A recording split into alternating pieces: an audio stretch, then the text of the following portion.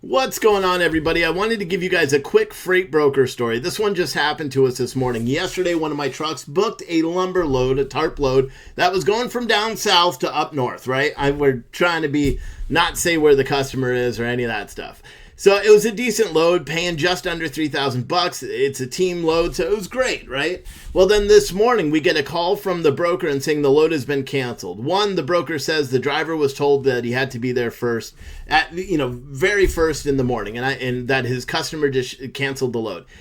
And then I was like, wait a second, this doesn't make any sense because I have the rate confirmation. The rate confirmation says first come, first serve, blah, blah, blah, 7 to 3. There shouldn't be any issues with it, right? Well, it turns out that this guy apparently told the driver that the driver had to be there first thing in the morning. The driver says it never happened. I tend to side with our drivers a little bit more. Whatever. I get pissed at the broker. I say, in all my years brokering, I've never heard of this kind of crap. At least pay a truck order not used or something like that, right? So we could recover. They didn't want to pay anything. Blah, blah, blah. So finally, we end the call. And then I start looking for another load. And lo and behold, I find the same exact load with another broker. So I call that broker and they offer the load for dramatically cheaper, right? So I call the driver and I ask the driver and he's like, hell nah. And then I was like, this is interesting though. So I hung up with the driver and then I prodded to speak to the broker about what, when they got the load basically. And I told them the situation that we were just on that load, the load canceled, blah, blah, blah. And this broker, who was a new broker for a big brokerage, let it slip that they actually bid on the load yesterday. And they bid, and she told me how much they bid, $2,500 on the load, which was under what we were getting paid to haul it by the good broker. And so what the shipper did this morning is when they found the bid for $2,500 versus the original higher bid, they called the shipper, or they called the broker and canceled the load saying the driver hasn't shown up yet. The broker wasn't paying attention to the emails or anything like that, so he didn't catch the email till later. And then the shipper tendered the load at a lower rate to broker B. So for anyone that always just says that, brokers are greedy and they're out there to steal money from carriers left and right, shippers are greedy as shit too. Because in this scenario, the shipper was the one who had a rate, had a contract, had everything in a line, and then decided, wait, we can get another broker to move the load cheaper, offer the load cheaper to drivers, and potentially save more money. And that's exactly what happened. And now, who's left holding the bag? If they were going to pay truck order not use, like if I was going to be an ass about it, I would either, block them as a customer, but that's not my call. That would be the owner's call. But if this was my company, I would have initially, just because of the fact that they're not paying a truck order not used, I would have, blocked them as a broker that we just won't use anymore. And luckily I'm not in control, so we can't do that.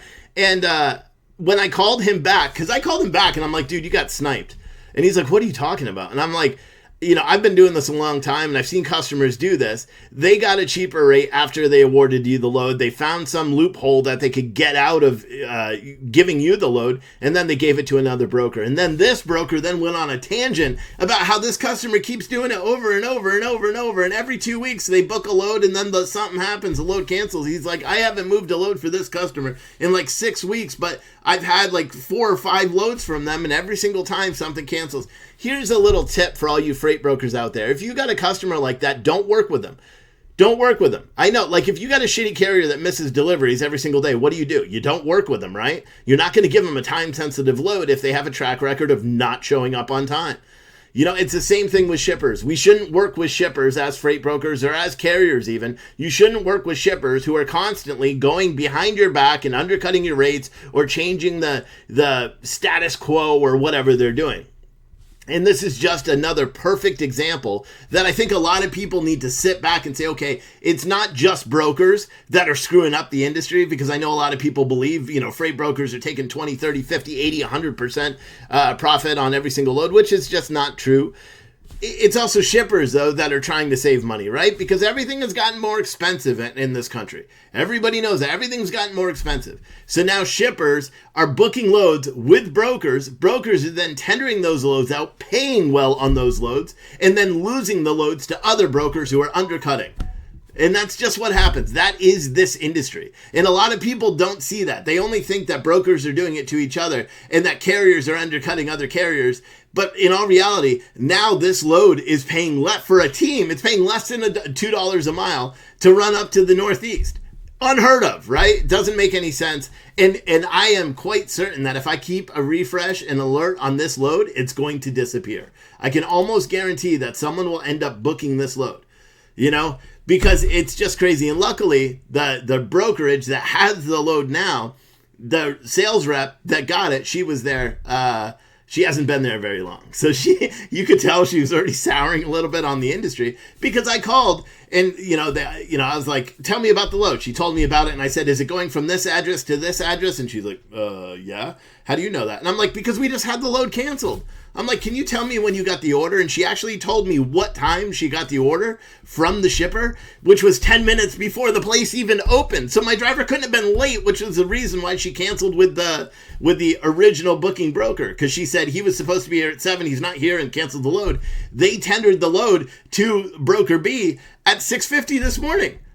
So before the driver even supposed to be there. So I guess this is just a little one for you guys, a broker story time, because everybody wants to blame brokers for everything that's going on in the industry, right? There's all these trucks that are apparently shutting down today. Nobody's shutting down. But you got all these guys that are apparently shutting down because brokers are greedy sons of bitches. But here's an example where one broker undercut another broker. The shipper was the one who had the deciding deal. And that shipper ended up pulling the load back from broker A, thereby canceling our load, giving it to cheap-ass broker. And now we're not booking with cheap-ass broker because in all reality, the load is too cheap to move. And so how could we possibly do it, let alone the driver do it?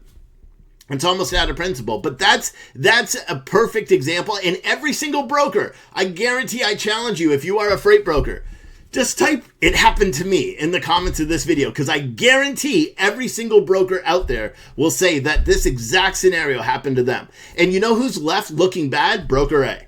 Broker A, the original broker that we booked the load with, he's left looking bad. But luckily, I was a broker for years and years and years, so I could see what was happening to him. And I called him back after I found out broker B had it, and all the details about the email and what time it was sent and the new order. I called broker B back, and I'm like, why do you work with customers like this? Why do you work with shippers like this? And then he went on his tangent talking about how many times they've canceled orders or penalized them for delivery this or late pickups or all that stuff. And I'm like, this is the type of customer you should be dropping. You should just drop this kind of broker or this kind of shipper, because you don't want to work with them, because in all reality, you came very close to getting blocked or blacklisted by our company. If I had that power. I don't have that power, full disclosure. But if I did have that power, I would have blocked him. And so then all of our trucks, however many trucks we have, wouldn't have been able to book loads with him because of the fact that he canceled a load and refused to pay Tonu. In all reality, the reason why he refused to pay Tonu makes sense, because my driver hadn't delivered yet, so he hadn't technically started going that way. So, and I'm the one that let that slip. So that's kind of my fault, because otherwise the driver could have got $150 Tonu, but he hadn't even started that way. Matter of fact, when I called him to tell him the load was canceled, he was not even at his delivery yet. So, I mean, I let that bag go, that bird out of the bag, or whatever the saying is. But anyway, there's your little broker story hour. I'm sure we're going to have more, but type in the comments if that ever happened to you. Or if you're a carrier and that same scenario happened to you, let me know.